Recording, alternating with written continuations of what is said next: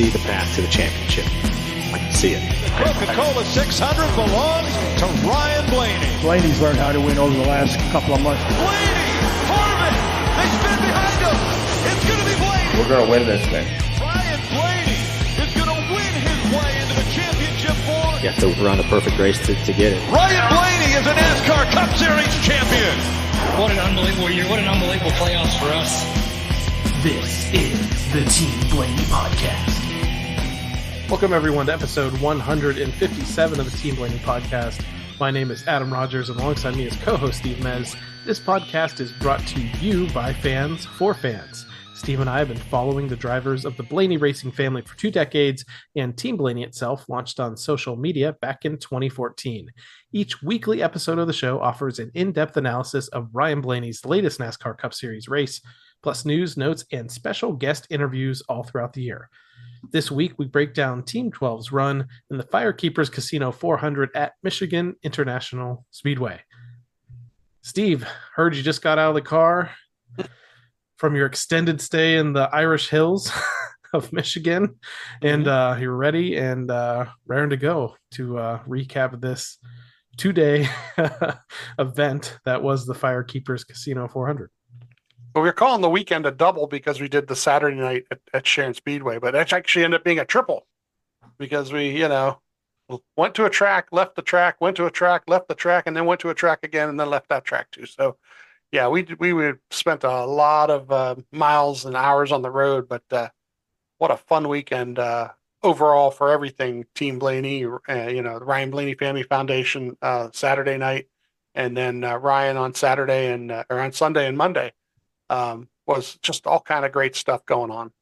Yeah, it was one heck of a week for everybody. So it was really cool. I was in town briefly for other events early on in the week and was able to stop by and say hello to some folks at Sharon Speedway during the week. Our friends, the Mariottis, or at least Jerry, was there on Friday to help with that community give back event that the Ryan Blaney Family Foundation had that we talked about previously on the show, where they were out there distributing like household goods and other items to about 800 families in the Northeast Ohio area. And I'm sure some people from Western Pennsylvania popped over as well. So that was really awesome to see. Lou Blaney Memorial was on Saturday. Unfortunately, it was a victim of the weather, but it sounds like some folks still had a really good time. Ryan's trophy, championship winning trophy, was there, so fans could get photos with that as for part of a fundraiser for the foundation. But talk about something cool that happened maybe after the bad thing happened, and that was the rain with Ryan there in attendance. Well, yeah. First off, they do have the area behind the grandstand set up, and the trophy was over there. The Ryan Blaney Family Foundation tent was on display, and everybody was there. Patty and her husband were there, and they had everything ready to go there, and that was really cool for people to go over there and to buy some stuff from them. And then next to that, and I tried to do a video on Team Blaney's Facebook page. I did it on the Facebook Live, did a quick video of all the items that they also had in their silent auction. And I did not actually look at what won some of the prices, but there was a remote control sprint car of Dave's sprint car design that he's using right now, the 10 car in that red. And I don't know what that ended up going for, but whoever won it, God bless you for whatever you did, did to win that bid, because that thing's awesome. And it's literally a remote control car. But yeah, so they run some hot laps. I actually did qualifying for the sprint cars, and then I think the big block modifieds were coming out to get some heat laps in, or not running heat, but get some heat in the cars. And then they decided to do a Q&A. Ryan had showed up, made it to the track, and the Q&A happens, and then while it's happening, or wrapping up, it starts raining. So they read off all the raffle tickets and things like that. But we find out that Ryan stuck around, took pictures with everybody who wanted a picture, autographs, and so forth, even after the Q&A. So even though we got rained out as far as the memorial race, Lou Blaney Memorial, and I think that September 18th, I think, is the reschedule. everything else, all the other activities, and everything for the Ryan Blaney Family Foundation that was going on also, um, was able to, to happen, and people were at least able to enjoy themselves until that rain. I think the rain didn't actually hit till like 8 o'clock. The sun was going down at that point. So, anybody who showed up at 3 or 4 once the gates open, got to go and experience all those things. I went down, made sure, took pictures of the cars, because with the donation, you got your name on the front wing of Dave and Dale's car. So I went and hurried up, got down there, got pictures of that for everybody to see. So, overall, it was a really fun time, even though it rained. And like I said, Ryan stuck around and did autographs and pictures even after that question and answer session that they had. So he stuck around and took pictures of everybody. I think the Mariotti's got a picture with him. So it's really, really cool. The questions were mainly from kids, so it was a lot of fun questions too. And I didn't realize it. One of the questions was, "How long have you been racing?" Right? And he was 30 now. He's been racing since he was 9. So 21 years. Well, the memorial is what year of the memorial's been around? What? I want to say 16. 15, I think this was the 16th 16th year, right? Yeah. So 16 years. He's never been to the Lou Blaney Memorial because he's been racing on a Saturday night or a weekend somewhere for the last 21 years. So that was amazing to even, not even thought about that, and so that was really cool that he was actually able to get down from Michigan to be there. So yeah, we had a good time Saturday night. Yeah, lots of fans were sharing their photos with us. They got to take with Ryan and tagging us in them. So I thought that was really cool to see. I know he likes, obviously, with everything they did throughout the week, he's really trying to give back to folks in that area and represented NASCAR really, really well, I think. And maybe even made some new fans that just, kind of showed up to see what was going on, see who this NASCAR guy is that's coming out to their local track. So that was really cool to see. So let's talk about rain. So I kind of feel like your relationship with Michigan is almost like my relationship with Daytona, where I feel like we've both been to these tracks several times and spent a lot of time waiting out rain delays. And I was there with you last year, and we tailgated and got rained on. We went into the track, got rained on, and then washed out till the next day. I didn't go with you this year, so you can't blame that on me. But I know at least a couple other years prior to that, you also were there, because I think this is the third straight year where it's been affected by rain or postponed to the next day. So can't blame it on me this year. But what's your deal with the rain in Michigan? Because it's unfortunate the crowd looked great on Sunday. Mm-hmm. Mm-hmm. Yeah, it's really strange because Saturday they got rain too. Saturday got part of practice in. I think Ryan ran. The notes aren't big here. 14 laps run, 0.182 off the leader. And I think they only ran like 30, 35 minutes, and got rained out. And then it kind of disturbed the Xfinity race after that because it rained and it didn't rain. And I think they ended up getting the Xfinity race in, and the forecast, everybody knew what the forecast was for Sunday. There was a window, but the window was very early. And then after that, it was like hit or miss, 50%. Could hit us, could not hit us, and that was the funny part is I thought for sure NASCAR has that rule in place where within 24 hours of the race, they can move it up an hour. And they didn't do that. And really, truthfully, if they would have done that, they may have gotten past the halfway point. Because they got over 50 laps in the time period that they did have.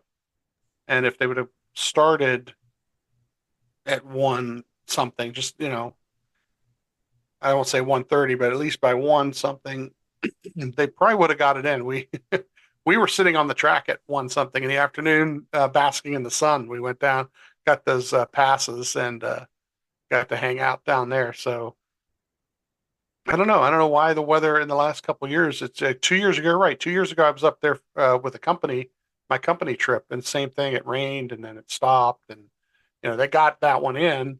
But then last year, we went with how much? I think they didn't get. Did they get the first stage in last year? I don't think it was like almost the same thing. They got part of it in, probably close, but I don't know about the whole first but stage. it wasn't enough. It wasn't enough to be a full race, and then they ended up doing it the next day. And then this year, that all that happened, and some things happened for the next day too that we'll talk about in a couple minutes. That just, but with it getting rained out Saturday, the practice, the qualifying ends up being with the Matrix too. So um, Ryan starts P8, and I think Denny ended up on the pole based on the previous week's finishes and where they were in the standings and so forth. So overall, with the speed they had in practice and everything, I thought, well, this shouldn't be too bad on Sunday, and like I said, they didn't move up the start time, and it's kind of confusing that why they didn't do that. But the stages were going to be 45, 120, 200, fuel run of like 46 to 52, 7 sets of tires, and we know those tires aren't going to wear too badly where, you're going to have too many issues, although we end up having some things happen. So the green flag was supposed to be 236. Like I said, we got this pre-race pass thing where we go on the track and watch the entertainment, watch the intros, and we literally were sitting on the track, right in front of like the Firekeepers logo there on the grass, and I got a couple nice pictures of the car and of the pit box. I walked over there and they at least let me get to the wall there close enough where I could take those 2 pictures. But they get the cars out onto the track and they're running a pace lap or 2. They run pit road speed. They get lined up, ready to go. And then all of a sudden they call the start off. And instead of 236 starting the race, they have a range line. Like I said, if they would have gotten a little over an hour start beforehand, you could have probably get the 40 to 50 laps in. And if you get to lap 100, you're halfway. So, and they do get, once they do get cranked up at 455, from there on, they do get about over 50 laps in. So they do get it cranked up 455. Ryan's starting from 6th here. And we're all the way, at this point, we're all the way down in turn 1 where our seats for this on Sunday. On Monday, we change it around a little bit. But restarts P6 by lap 5 back to P8. But lap 22 moves up to 7th. And at lap 35 gets to 6th. Passing, there was passing, but it was extremely hard to pass. And a lot of times you got into dirty air, you got that beach ball effect, and you had to really get a run or a push for somebody behind you to move by guys a lot. At lap 39 to get a caution for the 11 car spinning. And I thought at first from where we were sitting, I thought it was actually like he was running near the 23 and maybe his company car hit him, but actually now I guess it was a spin more or less by himself out in 4. And I think Denny talks about this in post race today, where like the wind direction and where it was coming from and how on edge these cars are. A couple of these guys had problems from the wind, and it was gusts of like 30 miles an hour at different points. So the Wrangler's the call on this. I remember this one for sure. There was a couple calls on Monday too that were yellow and blue and so forth in 4, but this one I definitely remember was Wrangler, which means they stay out. And it's them, the 24, the 17, the 99, the 6, the 54, and the 21 all stay out. Everybody else pits behind them. Ryan is the first one of all these guys who stay out, which is excellent. So at lap 43, with just a couple laps to go here, he starts P1, and they run the 2 laps, get to the end of the stage at lap 45, and he wins stage 1.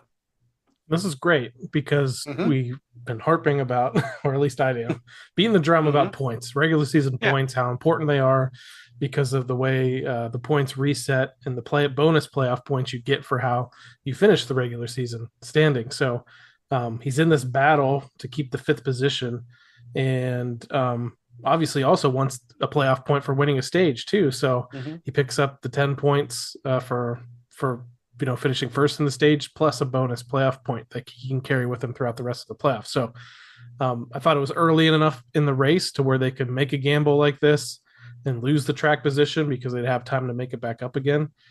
So I thought it was a great call, and really glad he was able to hold off the 24 there and everybody else behind him. So here's a great thing now. The rain hasn't quite hit yet because they actually pit. Okay.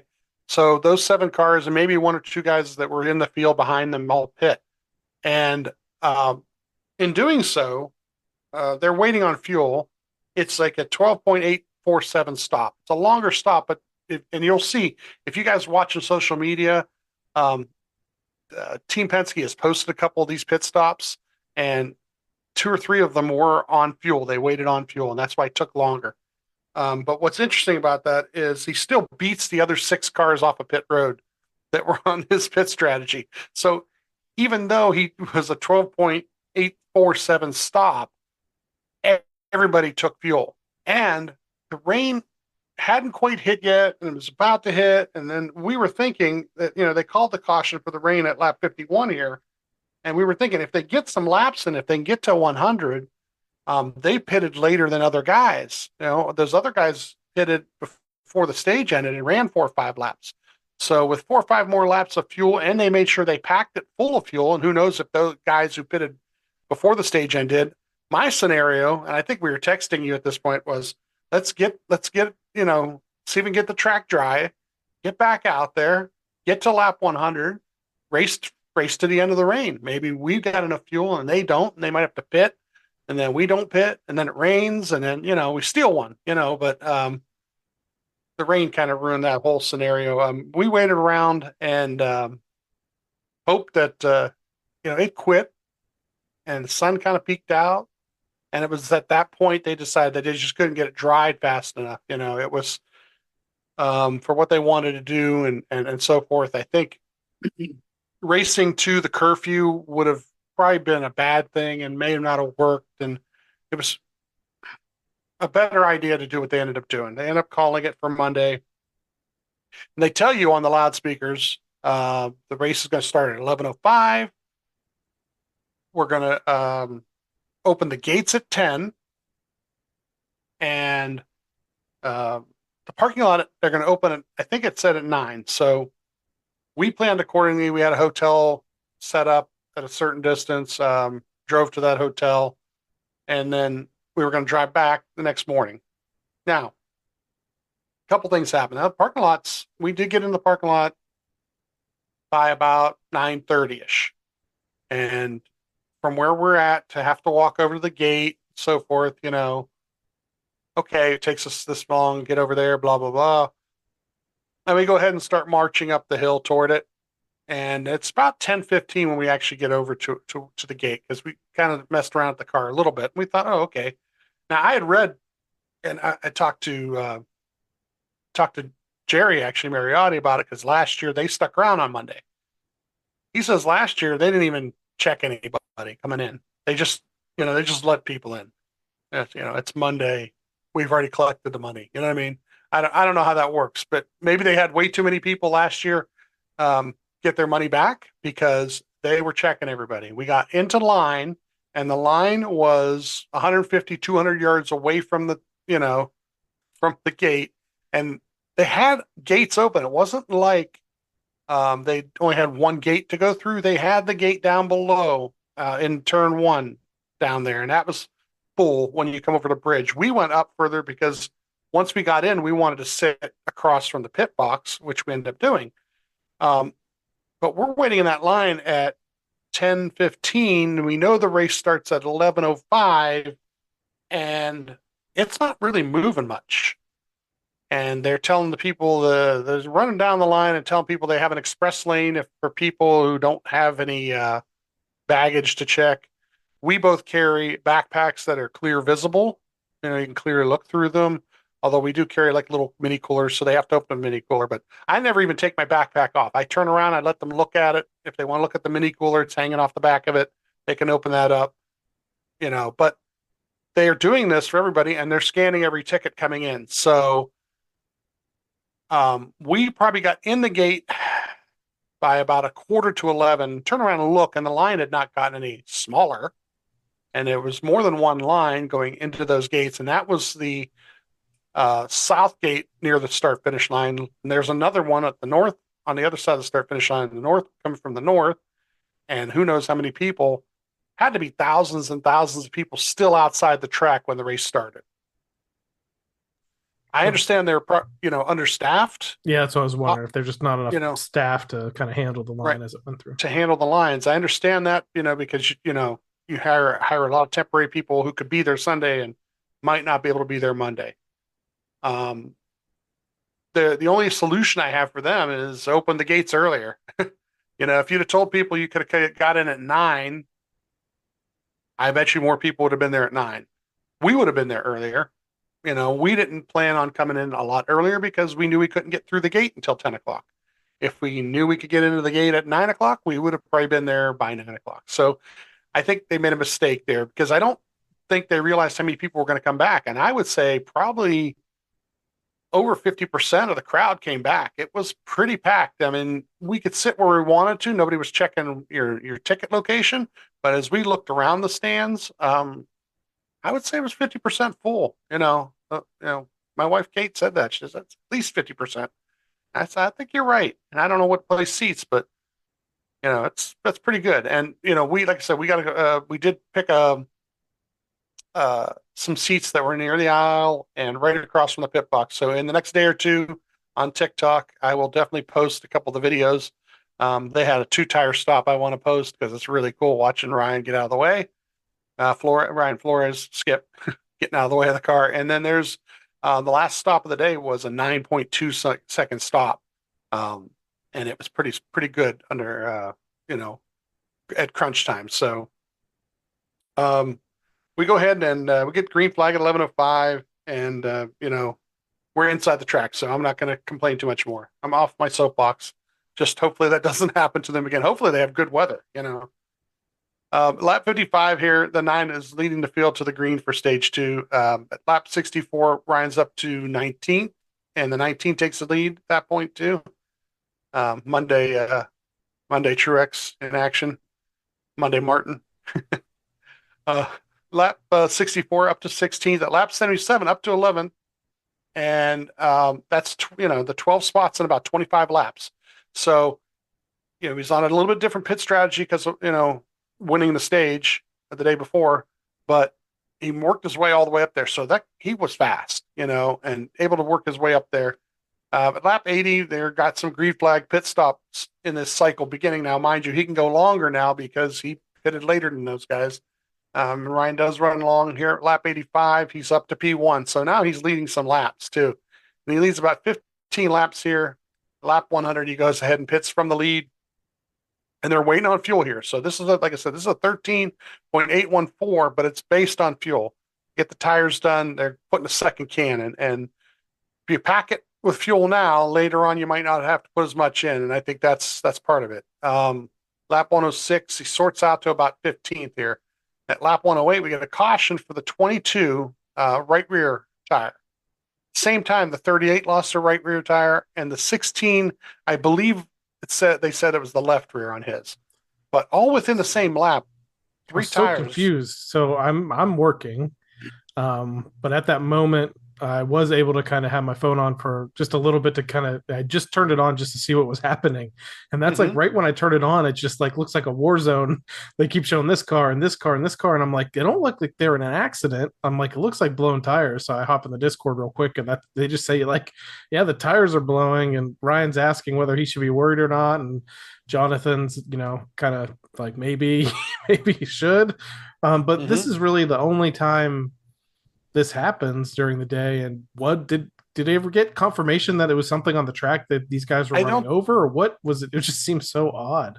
I don't know what it was, because Ryan, you're right. Ryan said on the radio, he's like, should I be worried about something? And I think part of it is he thought that the cars that were blowing up, because like the 38, when it lost its tire, it was smoking because of the rub or something. So, and then the 22, and it's like, it was really, really strange, and it all happened at once, but nobody seemed to know why. And 2 of them being Fords, at first you think, well, maybe they were messing with camber or something, or messing with something where, things changed on them. But Ryan goes ahead and pits there, and it's a 2-tire stop, 4.171 seconds, So he gains a little bit of track position now and starts from 9th. At lap 115, the 1 wins the stage and Ryan finishes 10th. So we get, we win stage 1, finish 10th, and get at least another point on the day. And they stay out here to start the last stage from P6. So lap 127 up to P5. At lap 135 is the 7 cars Wild Ride. Couldn't really see it from where we were sitting. We weren't up high enough to see the backstretch. We hear there's a caution called, and then we look over at the screens because at that point, if you look over at the monitors, they'll show you.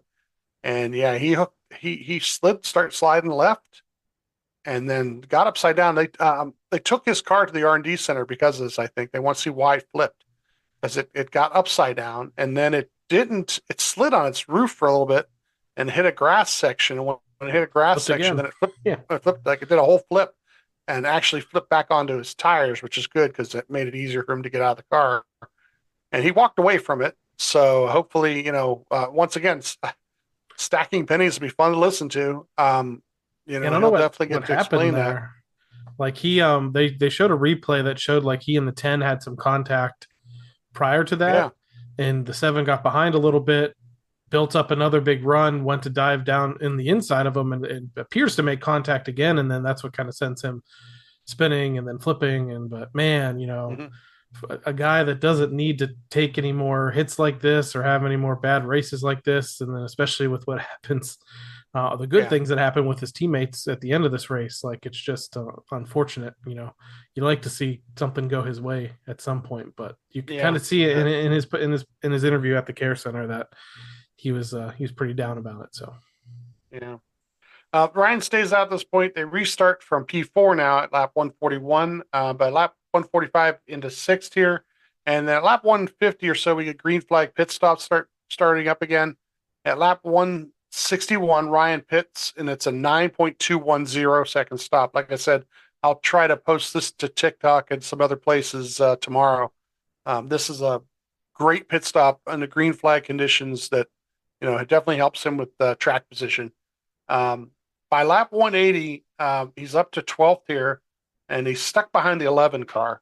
And this is just horrendous because at one point on the radio, he says something about trying to hook up and draft to the front together. But he needs to get in front.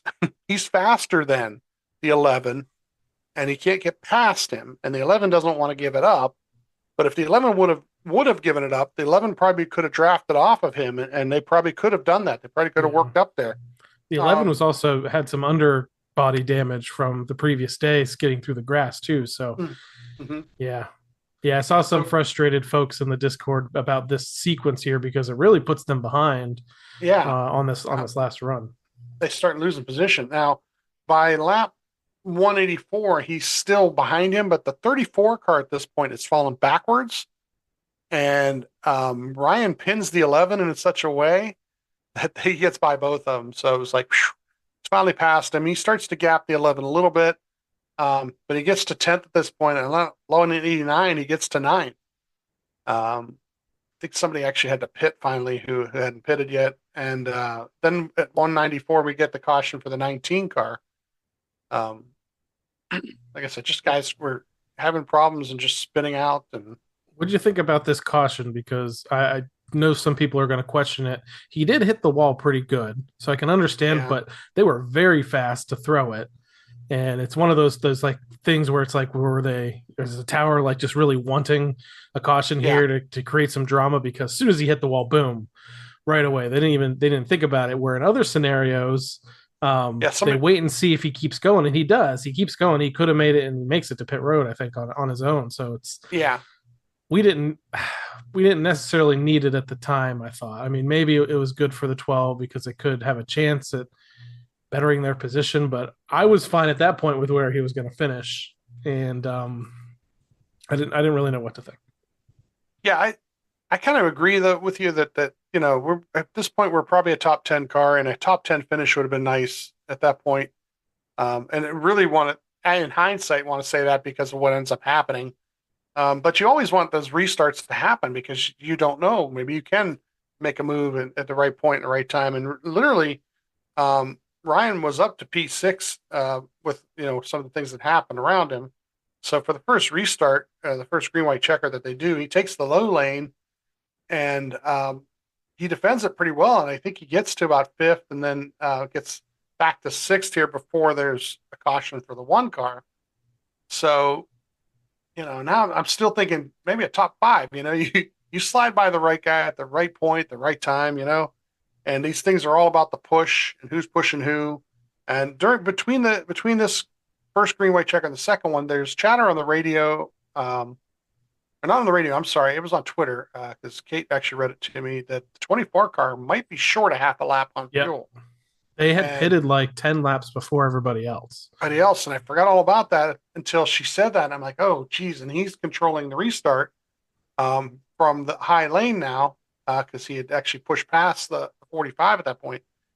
And it's like, oh, geez. Well, Ryan took the low lane on first restart, and it kind of got suckered into one of these 3 wide situations. So he gave up a lane on the next restart to be in the high lane just so that he doesn't get caught in that. So now he doesn't want to get caught in the 3 wide be on the low end, but at least on the high end of it, the thinking, at least during the day, all these restarts was if you're on the high end of a 3 wide, at least you're on the high end, and you end up getting the momentum usually. And if somebody wants to push from the high end, it works out much better. So that's what he does. And the first lap, they lose a little ground, but it looks like they're going to get some ground back coming onto the second lap, the white flag lap, and they get into 1 and 2, and it's a 3 wide now with the 9 below him and the 6 below him. Now, all I saw was him falling like a rock from where we were sitting till I got to see some replays. And then all I hear on the radio after the race is what happened. He wanted to know who did it. In other words, was it the 6 or was it the 9? Timmy doesn't want to definitely say, because Timmy says he needs to see it too. But he says he definitely got hit by the 9. And Ryan wants to know, did he drive it in too deep? Was it his mistake, basically? And Jonathan gets on the radio and says, yeah, it looks like the 9 drove it in too deep. So, and Jonathan's not looking at a replay per se. He's looking at data. He usually looks at, the all data on that stuff. So, yeah, and then the replays do show that. Because some people right away say, well, the 6 into the 9. No, the 6. 6 was just at the bottom. 6 was at the bottom. It was, he was bottom of 3. He gave him room. Ryan was at the top. He gave the 9 room. The 9 had room. The 9 drove it in too hard. He used 8 wheels instead of 4. And he ruined both their races because the 9 was going to get probably close to, they both would have been top 10, 6th, 7th, right around that range, maybe 8th. And maybe a little more for Ryan if he got a push from somebody behind. But they both end up getting 15th and 18th.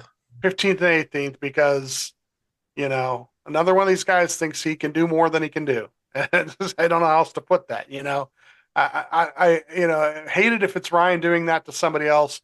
But here's the biggest thing, okay, so the 45 does win the race. Let's we'll get that out of the way. Post race, Jeff Gluck goes over and asks Ryan what happened because he saw him fall like a rock. Ryan turns and points to the 9 car and says, "Go ask the 9 car." Just like that. Well, Chase booked it out of there. He was gone. He disappeared, right? And this is something that these guys will do sometimes, but I'd rather they own it. Yeah. Stand there and tell somebody, I'm sorry. Whether you do it man-to-man personally or you want to do it with the media, do it with the media. Stand there and say to Jeff, yeah, I'm sorry for the guys at the 12 team. I really didn't mean that to happen. It hurt us. It hurt them. That's all he has to say. Disappearing and texting your buddy later, it's okay because they're buddies. Maybe Ryan will be okay with the text later on. But in public view of your team and the other teams on the track, just own it. Just be like, yeah, I made a mistake. I think you get a lot more respect that way if you do that. And just, but Jeff made it sound like he disappeared, like he was gone. And I don't know. I don't know what the responsibility is. You finish 15th. You don't necessarily have to stick around, I guess, but I wish he kind of would have, I kind of like bothers me a little bit because it was definitely a mistake. It wasn't like, oh, shucks, just these things happen. Because some people say that these things happen and they do. But even do that. Say, I'm sorry this happened. I was the last lap of the race and I was trying to make something happen and I, car got looser than I wanted it to. Just say that, Yeah. And if you missed the race and you want to take a look, NASCAR's social media and NASCAR and NBC posted several videos of this. NASCAR posted, the dueling in-car cameras. NBC posted kind of the overhead shots. One other unfortunate thing that happens on this restart that kind of put the whole top lane behind is the fact, and if you watch it, and it's funny because I was talking to you about this before we recorded, and I just see, Kyle Busch actually tweeted what the F was the 6 car doing, because if you watch the restart, the 6 moves up to push the line and then just drops, like just parks it in front of everybody, stacks up the whole line and accordions them. So, Ryan runs into the back of the 8, who runs in the back of the 6. Ryan eventually dives down to the bottom lane, and prior to this 3 wide deal with eventually the 6 and the 9 and himself. So I was already concerned about that. He'd immediately lost, like 4 spots because of that situation. I see some people replying to Kyle and some stuff and saying that Brad said after the race that like the car shut off, felt like it shut off, it wouldn't go or something, and then kicked back on again when he got hit. So I don't know how that actually works, but it legitimately did look like he'd run out of gas or something. And honestly, in real time, I thought the 24 had run out of gas and stacked the lineup. So I was like, here we go again with an issue like that. So unfortunately that happened, but then definitely much more unfortunate for what, at least I will say the 9, this wasn't like a incident like we saw last week or something. The 9, I think, was actually trying to make a racing move and it just didn't stick. You can see in the in-car cameras and the other cameras, he just loses the rear end or loses the front end. I don't know. Either way, the rear goes out first, and then the front end comes back and smacks the 12 car, and then they both go up the track. So I just feel like we ended up with 2, at least 1 overtime restart more than we needed. And then like I said, I was totally fine with the way things were heading until the 19 got into the wall. So it was like a guaranteed top 10. It really hurts in the points. The 12's not in a bad position here. So we talked a little bit earlier in this recap about them battling for the 5th position right now in the regular season standing. So 12 still is in 5th, but they did lose some ground to the leader and lost some ground. They had built up throughout this race, like a 12 to 16 point gap to 6th place, which is William Byron. But with the move that the 9 made and Ryan losing, 10 or so spots there, 10 plus spots there at the end, the gap now to 6 is just 4 points. So that makes me feel a little bit uneasy going into this race at Daytona and the race at Darlington. So it was only 1 point last week though. Yeah. It was the 20 car last week, only 1 point behind. So he's actually gained 3 points on 6th place, but it would have been it just could have been a better position, much better position. Yeah. Conservatively, let's say he finishes 8th.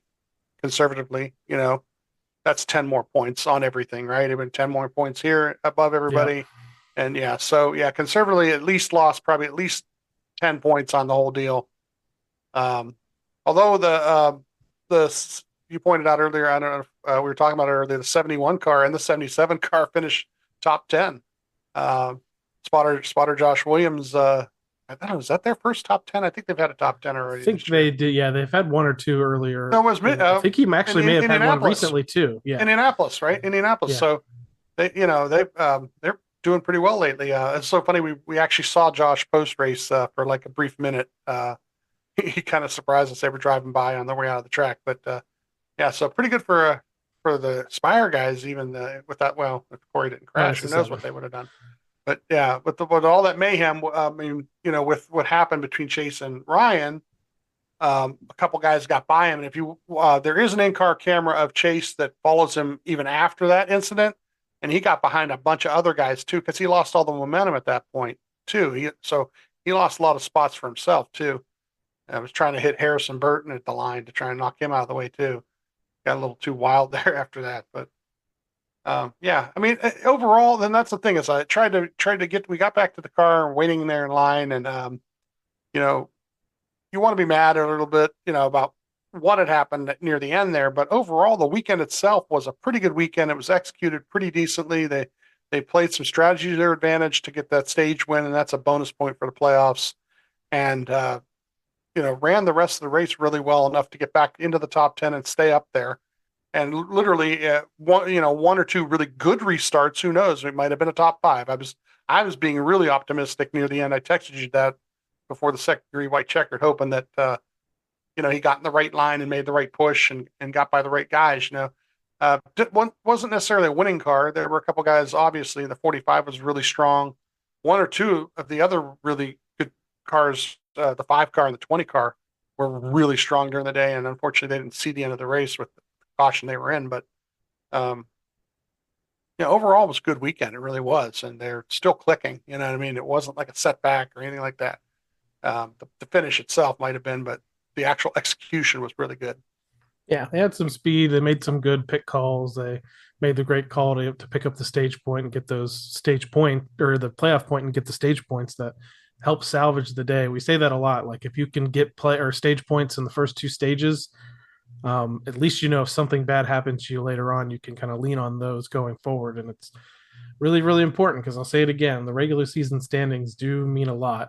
Especially when you can pick up those bonus playoff points that you'll carry through the rest of the rounds. And Ryan's definitely in a much better position heading into these playoffs than even he necessarily was last year. And Ryan has said that in interviews, like they have momentum leading into the playoffs. They had no momentum leading into the playoffs last year, and then just something lit a fire under them as soon as they started. So maybe they can go in with momentum and then just steamroll them after that. But definitely have some guys they have to be worried about.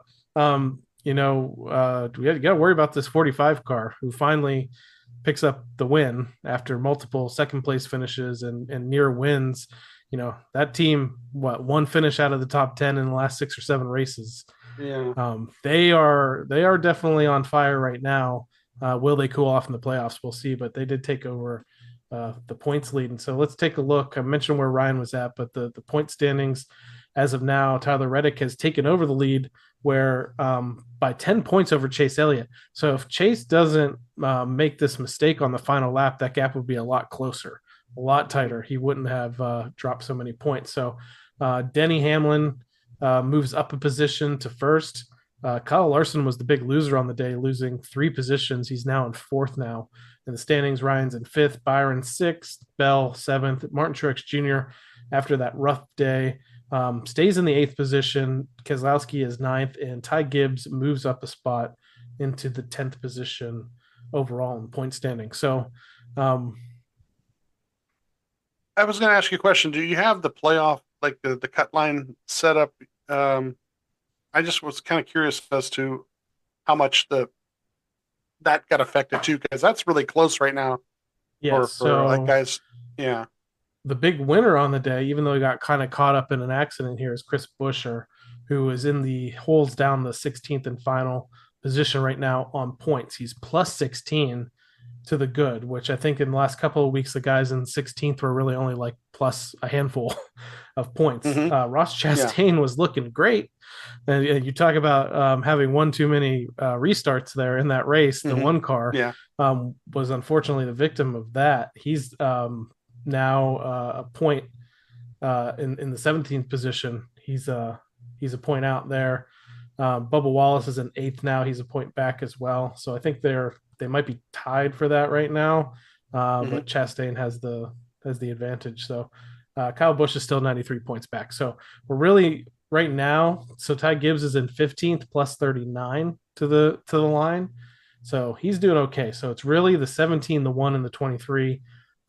They're also going into Daytona extremely nervous because if there's a new winner, say a Zane Smith, jumps up and wins this race next week and leaps out of the 30th plus or 30 plus position in points or whatever he's at, they're in trouble. And they're gonna go to Darlington, one of the toughest tracks, and really needing to have a perfect day to try to get into the playoffs without winning a race. So it's tight at the bottom, it's tight at the top. So this is probably one of the most intriguing regular season standings races and cutoff position races in a long time. So that's been really interesting to follow as this goes. And luckily, unlike 2022, 12 cars already locked in with multiple wins this year and a nice bank of playoff points to go with it. So that is always good to see. So I think that mostly wraps up our talk of Michigan, except for when it comes to the Team Blaney NASCAR Fantasy Live League. As I mentioned, Monday was a work day for me, so I didn't pay attention to fantasy at all. I don't even know if it would have made a difference. I did. Yeah. I mean, I guess I had Ryan in my garage, so maybe if I would have moved him around, definitely would have made a difference if I paid attention, but I didn't. So my starters for Michigan, Ross Chastain got me 22 points. I picked the Reddick, the winner, got me 40. William Byron actually got me 50 points. He had the most points on the day. Kyle Larson, this is where I could have used Ryan. If I would have swapped him in, this would have been much better. Larson only got me 3 points. Hamlin got me 28. Left Ryan in the garage and left 30 points sitting in the garage because of that. So I would have had 27 points more if I would have added that, and that actually would have put me into the top 10 this week. So man, but sometimes careers come first instead of fantasy racing. In the featured matchups. I picked Bubba Wallace over Austin Dillon. That was wrong because Bubba did get caught up in one of those early incidents today. I picked Elliott over Logano. That was right. I picked Blaney over Larson. That was right. I picked Chastain over Truex, and that was wrong by one position, 24th, 25th. So I got 2 out of the 4 correct there. I ended up with 163 total points, 26 overall finish on the weekend.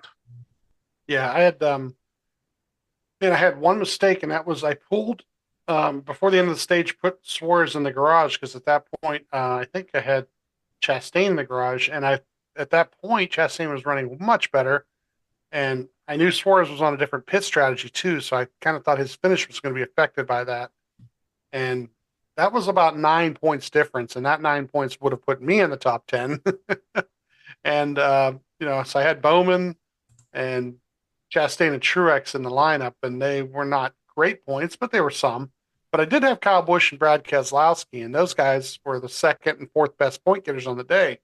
A lot of stage points, so forth. And I had all the picks the same way as you did too. So I had 2 of the 4, and like I said, one guy, Chastain, that would have been 10 more points if he would just finish in front of Truex. Yeah, one more position. So yeah, really close to a top 10 day, but I had the same amount of points as you. So you didn't gain on me at all.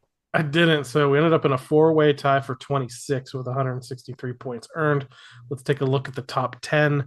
And that kicks off with Al 12 fan with 173 points. In 9th was Penske fan 24 with 174. And 8th is US Calvin with 175. Dr. Race Chaser finished 7th this weekend at Michigan, 179 points. 6th is Bulldog Go 277 or Bulldog 0277, 182 points. And 5th is Vance 12, 189. 4th is our friend Stellanarius, 194. We have a tie for 2nd with Racer SF and hashtag LGM, 208 points earned. And Supermod takes the victory this weekend in the Team Blaney NASCAR Fantasy Live League at Michigan with 216 points. Now let's go to the overall standings. You mentioned, where we stand, and it is a tight race now a little bit between us. I'm closing in. I'm in the 24th position with 4,357 points. You are in the 20th position, 4,424. Let's take a look at the top 10. Go 12 Go in 10th with 4,595. And 9th is JD Racing, 4,603. 8th is Factory of Sadness 6, 4,642. 7th is Penske Fan 24 with 4,666. 6th is Blaneyac 10, 4,672. And 5th is Charlie Abu, 4,676. 4th is Frank Fan 12, 4,694. 3rd position, Alyssa C, 4,698 points.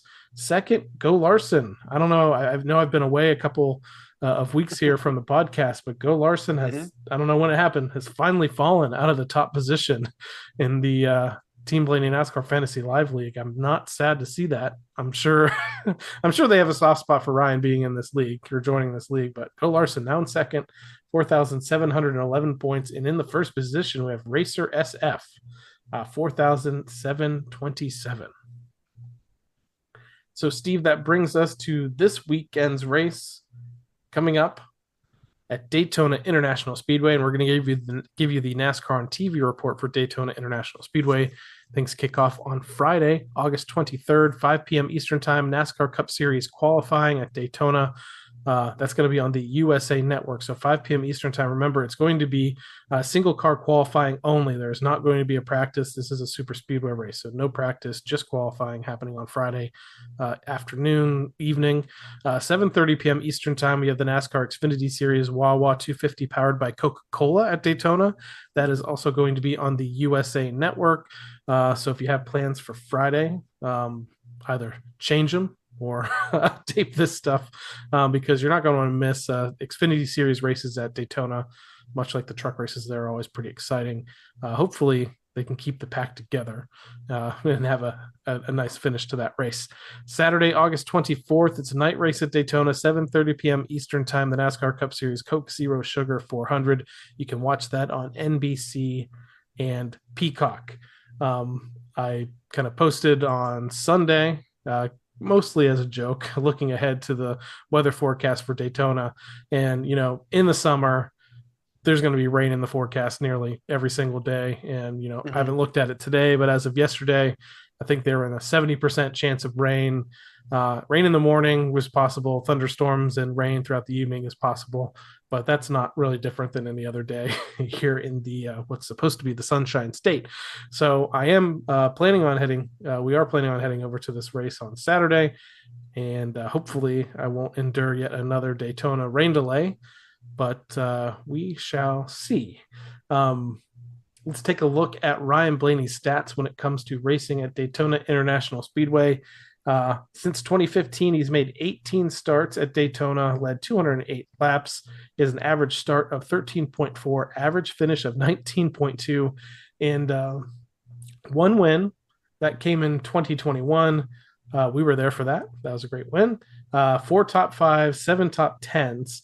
And much like if you look at any driver super speedway statistics, in those 18 starts, 8 DNFs, including 7 crashes and 1 engine failure. He actually had an engine failure in his very first attempt at Daytona back in 2015. So interesting statistics, but we do know overall at super speedways, Ryan is, especially in the next gen car too, is one of the best when it comes to racing at super speedway races, picking up multiple wins at Talladega. He has this win at Daytona, has been in contention at the quasi super speedway in Atlanta along the way since that has been reconfigured there as well. Last several starts for Ryan since that victory in 2021, he's finished 4th, 15th, 8th. But here's the bad ones. The Coke Zero race in 2023 finished 36th. In the Daytona 500 earlier this year, finished 30th. He did lead laps in both of those races like he normally does. He tends to lead laps at Daytona, win stages at Daytona, but he's had a little bit of trouble the last 2 visits over there to the track just outside of the world's most famous beach. So what are you looking forward to this weekend? Is it a crapshoot? Will Ryan start up front? Will he race up front? Will he win a stage? Will he survive to the end of this thing and maybe pick up his 3rd victory of the 2024 season? These things have become such fuel mileage things. The races, it's kind of gotten a little bit ridiculous the last couple of years. 2 wide, 3 wide, but they're all just holding back, running. Controlling the front and yet saving gas, kind of things. So that's the part that will be kind of dictating the whole thing. The weather too, if they're racing to weather, that might change strategy. But what's really weird is the last bunch of years, this has been the cutoff playoff race.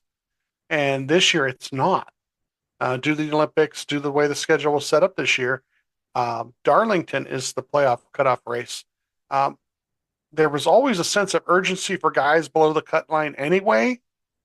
But now I don't know, it's even more heightened because there are a lot of guys who know when they get to Darlington, they're not going to win Darlington, and yet there's 2 or 3 guys that are better at Darlington than you would think too, guys like Buescher or Eric Jones, but this week here, you've got all the guys, the Corey LaJoys, you know, who are going to be all out just because this is their chance. And I just hope it doesn't become a wreck fest. Or if it does, I just hopefully keep Ryan out of it. You know, I just don't want to see the 12 advanced auto car, you know, mangled. You know, especially with all the people's names on it this week. Yeah, I'm hoping my name's on it. Hoping your name's Yeah. on it. I know we Me signed too. up, but we'll see. I know we bought something and made sure we got a receipt and then signed up for it, but we'll have to see. We'll have to see. Hopefully, they take some pictures of it so we can see it. He's had some great in finishes this year in the advanced auto parts car. Some have used to call that car kind of cursed, but he did Yeah. what? He has a good finish and picked up a win earlier this year in that car as well. So In maybe that car, so. maybe he can turn the tides here at Daytona after these last two difficult races there, and maybe go to victory lane. But yeah, you're talking about guys to watch. Right at that bubble line that we talked about is Bubba Wallace, and you know he runs great at Daytona. Kind of like how Ryan runs great at Talladega, but Bubba has never actually sealed the deal at Daytona. Right. He's come close in the 500 a few times. He's come close in the summer race there as well. Is this his opportunity to punch his ticket to the playoffs? Maybe, but it's all about survival. And you did kind of bring up, and it brings me down a little bit, this fuel mileage racing that we have going on. Luckily, it's better to watch, honestly, in person because it looks pretty exciting. And there is the outside lane of guys that are pushing it. So at least you got that. You will see LaJoy in the outside lane trying to get to the front. You'll see McDowell out there. You'll see David Gilliland out there. You'll see the other Spire cars probably running out there because this is their opportunity to get to the front and get on TV and lead some laps. So that's kind of what keeps it exciting. But yeah, it always comes back to, especially, you know, in this next gen era, every, you know, podcast recap we've had from Daytona and Talladega, and we've gone to a bunch of the Daytona and Talladega races in the next gen era.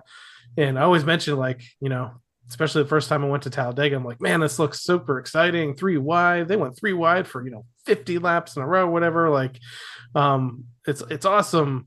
But then you come back and you hear, you know, the Spotter podcast and everybody else saying, oh, well, we're all running half throttle the whole race, just trying to stay in line. And it's like, ugh.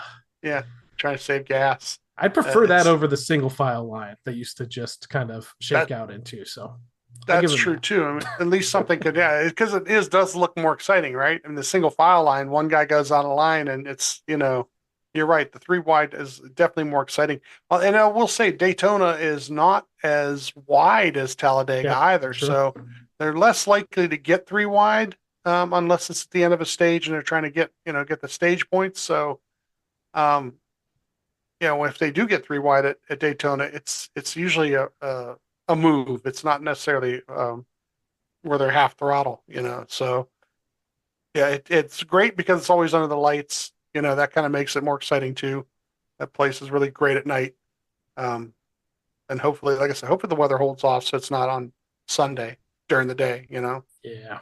So again, if you want to tune in this weekend for the racing weekend at Daytona International Speedway, kicks off on Friday, August 23rd, 5 p.m. Eastern Time. You have NASCAR Cup Series qualifying on the USA Network, followed at 7:30 p.m. Eastern Time, the Xfinity Series Wawa 250 on USA, and then Saturday, not Sunday, Saturday, August 24th at night, 7:30 p.m. Eastern Time, you have the NASCAR Cup Series Coke Zero Sugar 400 at Daytona on NBC and Peacock. Well, Steve, I think it's time to let you get some rest after your whirlwind of a day, heading out to Michigan, driving all the way back here, and picking up the microphone and recording a podcast with us today. What do you think? Oh, that was great. It was a fabulous thing to do. I want to thank. We ran into Justin. Justin took care of me. I think we put a picture of this online, right? On Instagram. On Instagram, the championship bottle of body armor. He was able to get a couple of them, and I got one from him. So I want to say thanks again to him, you know, here for doing that for me. And yeah, it was a good weekend overall. You know, can't complain. Got to see a lot of racing, and got to see the Team 12 run really well. Like I said, they were up near the front. They led a bunch of laps, won a stage. So, you know, don't take the finish as the end all of the weekend. This team is still the team of the summer.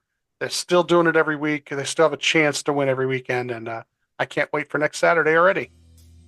On to Daytona. So thank you everyone for tuning into this episode of the Team Blaney podcast. You can interact with us on Facebook and X at Team Blaney, and on Instagram and TikTok at team.blaney. We also like to encourage you to support the Ryan Blaney Family Foundation. Ryan's official charitable organization benefits brain health causes like UPMC Sports Medicine and the Alzheimer's Association. To learn more, visit ryanblaneyfamilyfoundation.org or follow them on Facebook, X, and Instagram. So, for my co-host Steve Mez, I'm Adam Rogers. We'll catch you next time right here on the Team Blaney podcast. Good night, Columbus. Check out the TikTok. Well, thanks everybody for coming. I hope you enjoyed it.